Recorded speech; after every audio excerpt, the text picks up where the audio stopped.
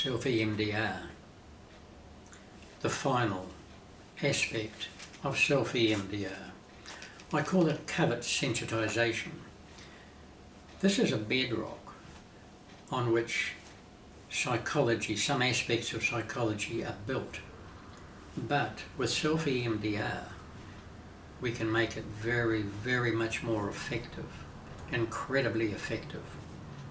And it interfaces EMDR so perfectly. Okay, let's say I'm afflicted by a trauma, a motor accident. I don't have any children now. There was a danger. I wouldn't have a wife either. A trauma. Let's say, although this would not be the case with me, let's say I fled from the discomfort into the embrace, into the arms of alcohol. This almost certainly would make the situation worse, not better. But people are people. They have to cope. Nobody's going to cope for them in the event of a trauma. Alcohol comes to mind. Okay, they become addicted to alcohol. They drink far too much. Perhaps destroy a marriage. The kids wouldn't even talk to them in the street because you reek of alcohol and you're staggering all over the show. Disgusting. You don't want that lifestyle. So what do? Okay, we use SelfEMDR to eliminate, reduce and then eliminate the negative emotionality that's driven us into the arms of alcohol. Almost always, in my experience, almost always do we eliminate the trauma, reduce and then eliminate the trauma that has driven us into the arms of alcohol. But there's a problem. Even if there's nothing driving us towards alcohol, a habit has become established. If we're unhappy, the habit grasps us and leads us in the direction of alcohol. If in fact we're happy, Christmas time, in the past, Christmas time, family, friends, we all had a few drinks. We revert to type. We in fact give way to habit and turn to alcohol again. On the one hand if we're unhappy, on the other hand if we're happy, we're back into alcohol, habit. What do we do about that? Covert sensitization.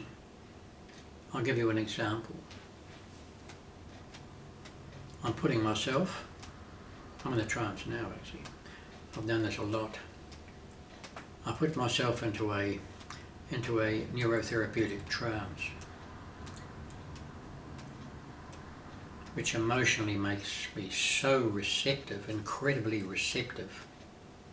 All psychotherapy, incredibly effective.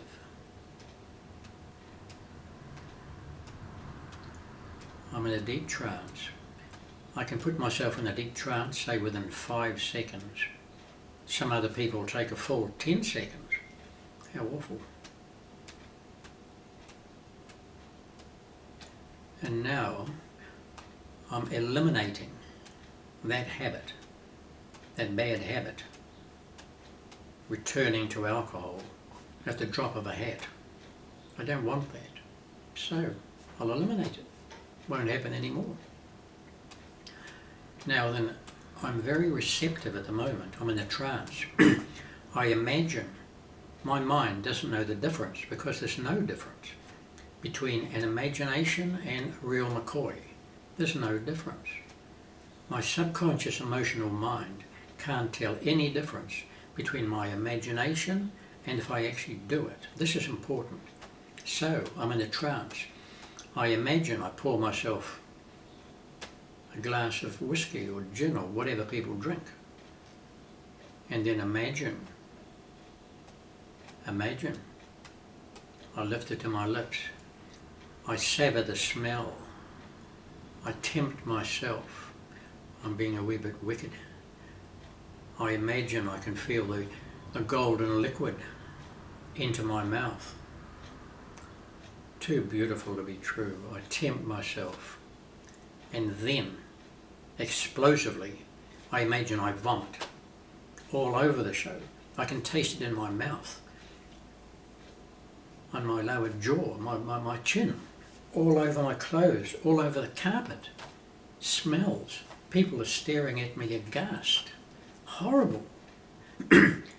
What's significant in this is that in the past, alcohol had made me feel good.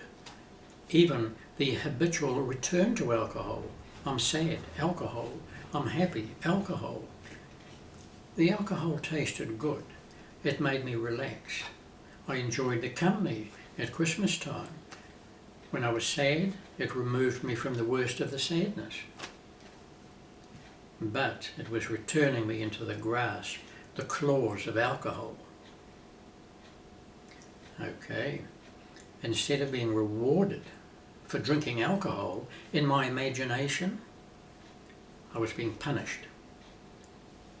I imagined I had a mouthful of alcohol, vomit all over the show. That's punishment, that's not reward. And then I imagined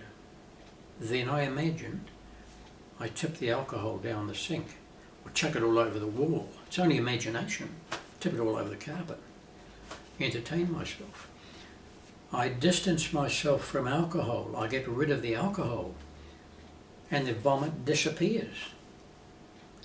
I'm being rewarded, emotionally rewarded, for distancing myself from alcohol.